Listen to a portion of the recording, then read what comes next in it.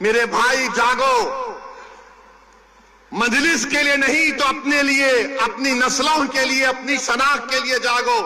तुम नहीं समझ रहे, तुम्हारी आवाज अगर असेंबली में नहीं होगी, तुम्हारी आवाज अगर कॉरपोरेशन में नहीं होगी, तुम्हारी आवाज जिला परिषद में नहीं होगी, पार्लियामेंट में नहीं होगी, तो कौन तुम्हारी आवाज उठाएगा बताओ। आज ये खतरा हमारे सरों पर मंडला रहा है।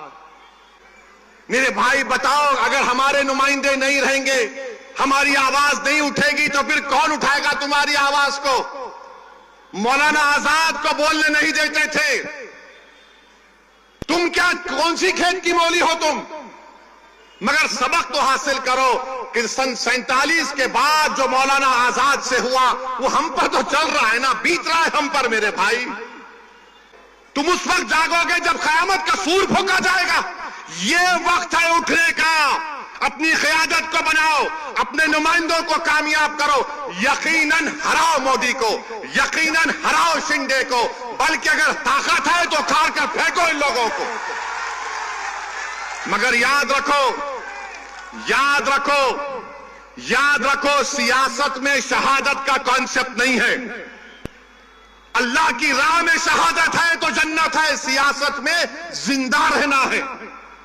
तुम जिंदा रहोगे तो नेक अमाल करोगे, तुम जिंदा रहोगे तो काम करोगे। जब मौलाना आजाद, मौलाना हिफ्जुर रहमान साहब रहमतुल्लाह अलैह, आपको याद दिलाने के लिए कह रहा हूं कि संविधान बनने से पहले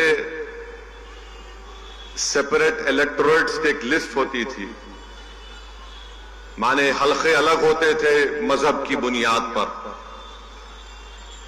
फिर आरक्षण मिलता था मुसलमानों को।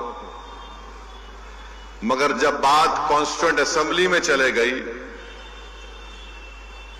मुल्क का विभाजन हुआ, पार्टीशन हुआ, जब मुल्क के दो टुकड़े किए जा रहे थे, तो ये बार बार जो ताकतें और तंजीमें इस मुल्क की सेकुलरिज्म के दुश्मन रही है, वो तंजीमें जो इस मुल्क की आजादी में अपना कोई रोल अदा नहीं किए, जैसा कि आरएसएस, वो बार बार भारत के सबसे बड़ी अक़लियत मुसलमानों पर इल्जाम लगाते हैं कि तुम्हारी वजह से मुल्क का विभाजन हुआ,